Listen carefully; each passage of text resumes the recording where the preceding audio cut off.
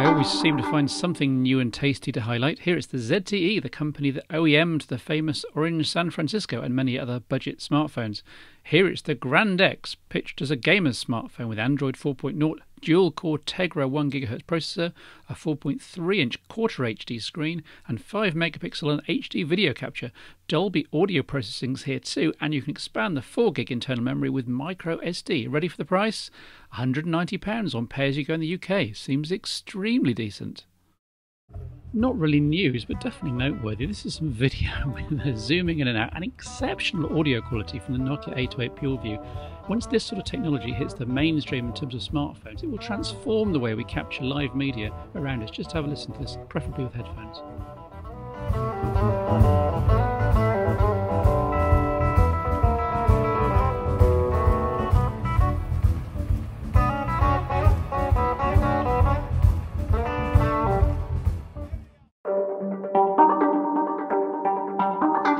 As promised, I wanted to chat about Jelly Bean, aka Android 4.1. There's so much being packed into our smartphones these days. Having to cope with about 5 different alternative skins, all working slightly differently, is something of a nightmare, both for me as a journalist to write about and broadcast about, and also for users to choose between.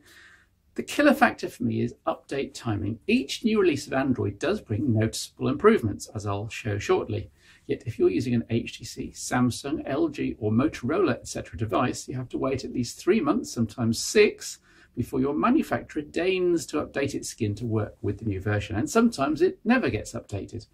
Meanwhile, back in the world of the Galaxy Nexus and Nexus S, Android is always bang up to date, every version as soon as possible, no delays, which means I'm confidently able to demo to you some of my favourite features of Jelly Bean. Central to the update is performance, with CPU, touchscreen and display electronics in perfect sync. Not so much things happening faster, but smoother and more responsive. Kind of iPhone-like, dare I say, without all that Apple lock-in and control.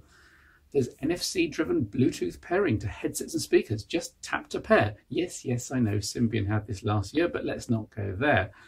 Browser now has better HTML5 video support. Absolutely no flash needed these days for most sites. One touch and you're playing.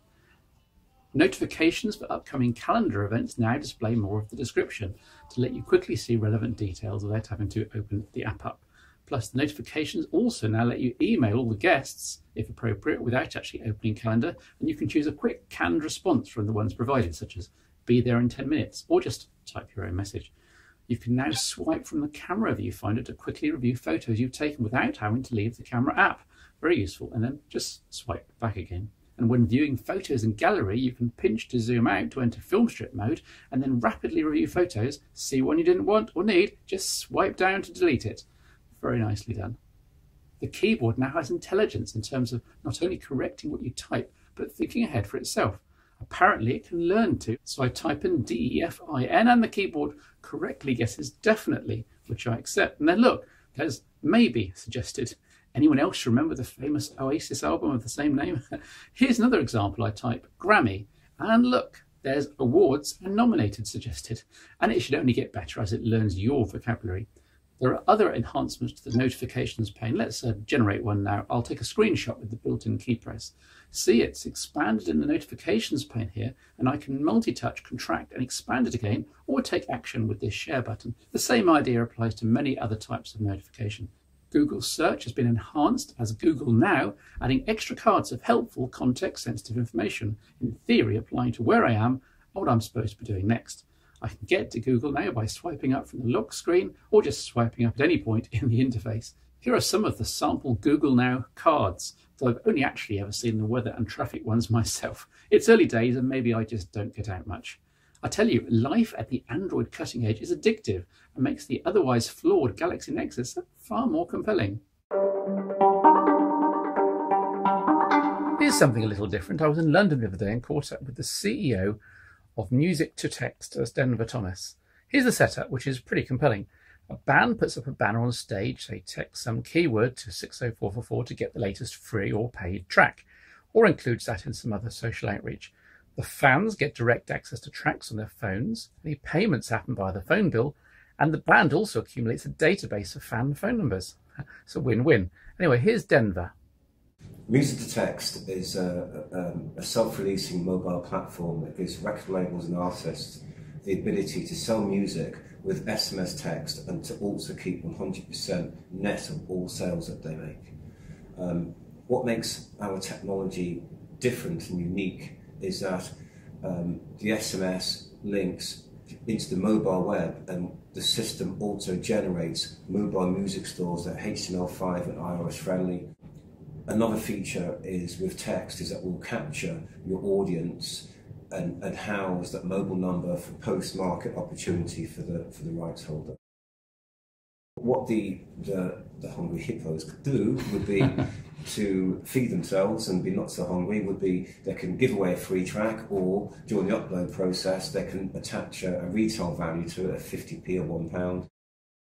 If a band or any artist wants to use the system to give away free tracks, they can use the system for free forever and ever and ever. Yeah. And it always will remain free. If you want to sell music, we ask you to prepay £20 for that single track upload, and you keep 100% net of all your sales. If you do one sale, it's still going to cost you 20 quid to pound that distribution. If you do 100,000 sales at £1, or you can set your own retail price, you're going to gross 100 grand. All we're ever going to charge is £20. Yeah. People say, it's a crazy business model, how does that work? But we'll capture 100,000 mobile numbers for you. Yeah. And so the same day or next day, you may want to send marketing messages to your core fans to get higher sales conversion ratios from a POS compliant platform than what you couldn't get anywhere else with any other form of distribution. But we'll charge you 5p a message. Yeah. But you can monetize each message to those fans. Hey, buy my new release at £1. An SMS is always open, actioned and read. End of story. Even if you receive an SMS message from anybody, it's always open, actioned and read. But if you receive an SMS message from someone that you know, or especially from a service like ours, it's a completely different ballgame. You're moving the needle. So all you're really doing is saying to the artist, hey, here is the tools that you need to give you that direct to fan, true, complete end-to-end connection. It's UK only for now. Where next? United States, North America, Canada, and we like to have the ambition to add a few more territories next year. It's predominantly going to be Europe after that, where the music industry technically trades. It's because there is no business-to-business mobile distribution standard for the music industry. Yeah. If artists can now have a different way of delivering content, yeah. Potentially it can change things. I mean, with the anti-piracy tour we've got coming up, the gist of that is going to be bands will be going to schools, saying to the kids, do you believe music should be free? The kids are going to go, absolutely, it's their psychology. Then the band will then spend 45 minutes into class creating a 2-minute song, and everyone's going to add a line and a word and blah. And then at the end of that, we're going to upload it to Music2text and get all the class to text it and get it back to their phones. Then the question we post them again. Do you think music should be free now? Oh no, well we wrote this, and so so we're going to be approaching that from a completely reverse perspective, because what's currently happening isn't working. Yeah. The payments automatically billed to the consumer mobile. Yeah. It shows up on their bill, 50p or £1. Yeah, thanks Denver. And you can try the experience for yourself with these microselects. Just text either Burn, British or Roger to 60444 to take just 3 recent examples. And you can try out the SMS and the microsite and the download and so forth. Do remember to please give feedback to Music2text on what you think of their service. And that's it for phone show 176. I hope you've been enjoying this series of almost weekly phone shows. Approaching August, it's holiday time. I'm going to slacken off a tiny bit, but don't worry, I'll be back in force in September.